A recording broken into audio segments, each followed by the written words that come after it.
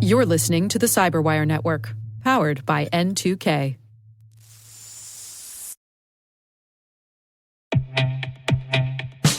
There's nothing worse than relying on a legacy SIM that your security team has outgrown, especially when it impacts your ability to detect real incidents.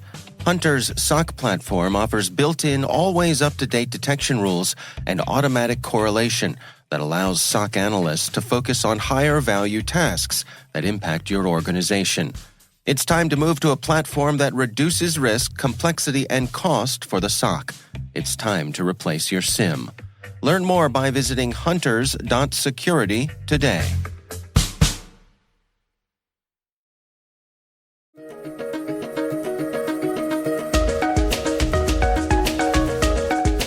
Hello, everyone, and welcome to the CyberWire's Research Saturday. I'm Dave Bittner, and this is our weekly conversation with researchers and analysts tracking down the threats and vulnerabilities, solving some of the hard problems, and protecting ourselves in a rapidly evolving cyberspace. Thanks for joining us.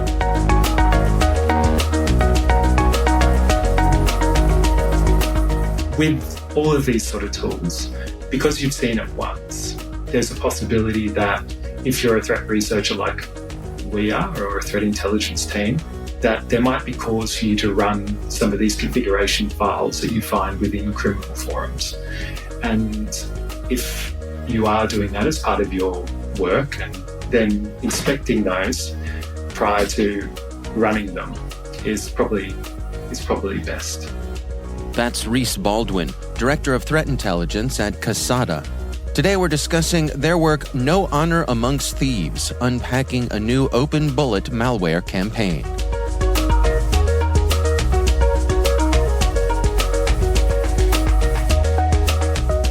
So Kasada is an anti-bot company, and we do threat research and threat intelligence, looking at criminal groups that are targeting our customers, and also just seeing where those kind of financial groups are operating. So we identified some malware within OpenBullet, which is a tool that can be used for pen testing or web testing, but is being used by cyber criminals to automate attacks against predominantly login details or login endpoints. And so we identified some malware within the configuration files in OpenBullet. Well, let's dig into that a little bit. Can you describe to us what are the capabilities of the OpenBullet tool, and how do these configuration files play into that? Configurations are kind of the heart of OpenBullet. And these are typically text files that instruct OpenBullet how to call different functions, I suppose, or different endpoints on a target system. So we can think of it like if you're going to log in to an account on a website, you might have to visit a login page first, and there'll be an API that gets called in the back end. And then you might log into your account, and then you might see all of your billing history or payment information. And so what the configuration files do is it sets out those steps within this text file. And within those text files, it'll step the users of OpenBullet through all those steps. So you can load it into the OpenBullet software. And then typically what you do is you then load in a credential dump. And these are typically email and password combinations. And you then test all those email password combinations against, or using that config against your target website. And for every combination that is successful, that gets stored in a database on your machine. And so we look at these OpenBullet configs quite regularly and test some of these for our own internal threat research. And while we were looking at one of these, we identified that there was headers that were in one of the calls to an API endpoint that looked rather suspicious. Now, to be clear here, I mean, OpenBullet is a legitimate tool, but I guess like a lot of pen testing tools, it's also used by folks who are up to no good? Yeah, absolutely. So it is a legitimate tool, and it is used for testing. It can be used for pen testing, or it can be used for testing in web development and those sort of things.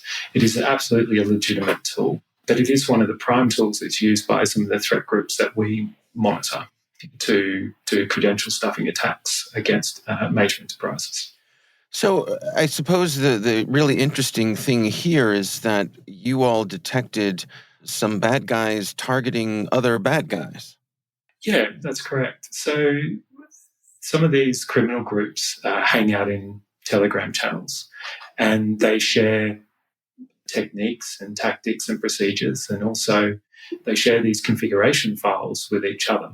So one might say, it's a bit like horse trading, one might say, I have a configuration for retailer A, and the other says, oh, I have a configuration for airline B. And so they'll swap. And there are then other communities where they will freely post configurations that people have already used or these groups have already used and are no longer being as successful, where then sort of new people to these communities can download and use them. These groups where they've shared these, a threat actor has added in some maliciousness to those configuration files, because OpenBullet can open browsers and do automation that way using Selenium. And so in this case, what occurred is that the maliciousness within the config file, it would make a call to a pastebin site. And within that pastebin site was the end of a GitHub repo address. Now, when that was called, it would create the GitHub full URL, and that would replace the Chrome driver that's used by OpenBullet to orchestrate the running of that Chrome browser on there. So the Selenium kind of powering of that. And that's where we first found the actual malware. Well, there's two payloads here. Can you describe them for us? Sure. So the first payload is a Rust binary that is downloaded, and we believe that one is just a dropper that then calls a second payload. And these are both on GitHub and still available now. They get updated about once or twice an hour, both of these payloads, and just changing just a small amount, we think, to bypass sort of antivirus and those sort of things, those general sort of checks. So with the first one appears to be a dropper that then calls and drops the second one. And the second one is a compiled Python binary. Now, this malware is only targeting Windows at the moment, so everything is compiled only for Windows. Now, the second one is a piece of malware that is written completely in Python and is based off other open source Python malware, but this one is controlled through Telegram. And what are its capabilities? So when we looked at the original malware that we believe that this one stemmed from, it had a lot of capabilities that you would see in typical malware campaigns. So the ability to take screenshots, upload and download files, execute processes on the host machine, those typical kind of functions. But what we found was different between this one and the original was that it was now targeting cryptocurrencies. So the threat actors had written a credential harvester. So it would decrypt stored logins from Chromium-based browsers and also decrypt stored cookies in those same browsers. And then it would also search for directories associated with crypto wallets. And they had also written a payload that was for clipjacking, so monitoring the clipboard for pasted or copied crypto addresses, so Bitcoin addresses, Litecoin, Dogecoin, those sort of things.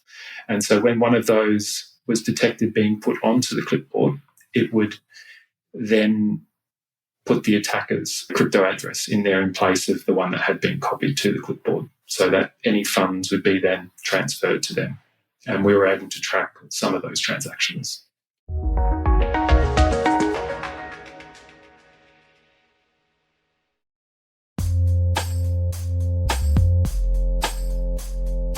Hello, dear listeners.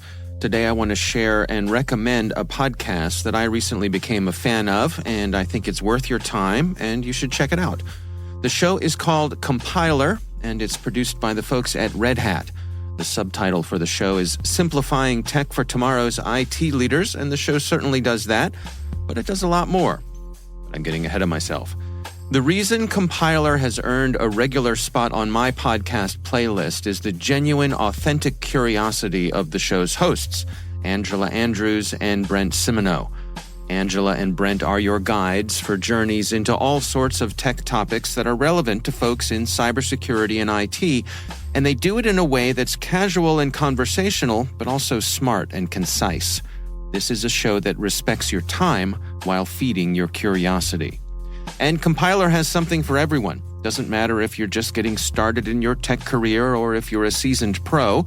I'm willing to bet that you'll find the Compiler podcast both entertaining and informative. So check it out. It's the Compiler podcast from Red Hat. You can find it wherever you get your podcasts.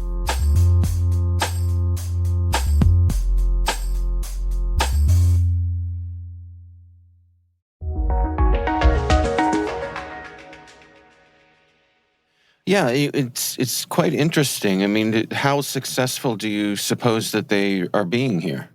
Well, we saw that looking at the GitHub repo, we saw that it was released in early July. So when we had a look at all the crypto transactions that were based on the wallet addresses that we saw in the malware, up until we released the blog post, we looked and there was about $13.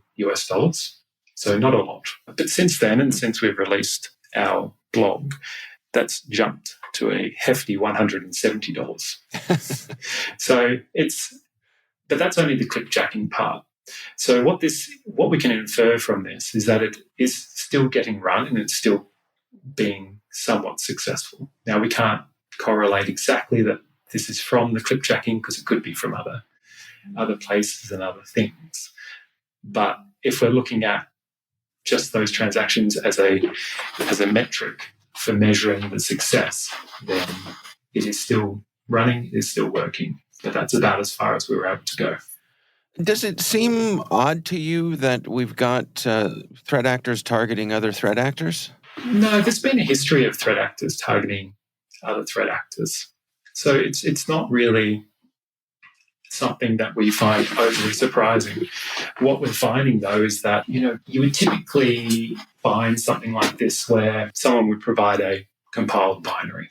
So they would provide something that there was no way for you to be able to inspect it. So someone would give you something and say, this is a cracker for whatever tool you were looking for.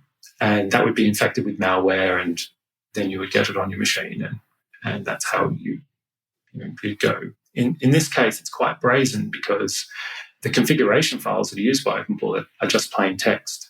So by simply opening that file in a text editor and reading it and being able to follow that control flow within it, you would identify that there is some maliciousness going on.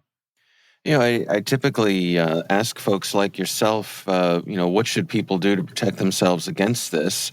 I mean, is step number one, don't be a malicious threat actor? In this case, it is. But with all of these sort of tools, because you've seen it once, there's a possibility that if you're a threat researcher like we are, or a threat intelligence team, that there might be cause for you to run some of these configuration files that you find within criminal forums. And if you are doing that as part of your work and part of your practice, then inspecting those prior to running them is probably best. Not to just trust that the configurations that you're getting are legitimate in that kind of legitimate sort of way. So the way to protect yourself is just to inspect those config files.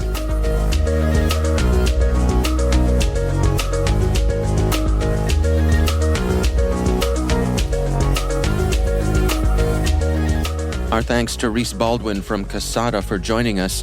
The research is titled No Honour Amongst Thieves, Unpacking a New OpenBullet Malware Campaign. We'll have a link in the show notes.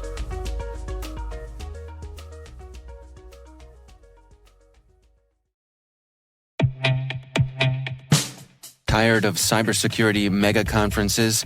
MWise is different. With a focused agenda and targeted problem solving, MWise is where security's best go to get better. From September 18th through the 20th in Washington, D.C., you'll join a special community of security's sharpest minds, hear perspectives you might not get anywhere else, and reach a new level of mastery that'll prepare you for what's next. Register early and save at mwise.mandiant.com/conf23. That's mwise.mandiant.com/CONF23.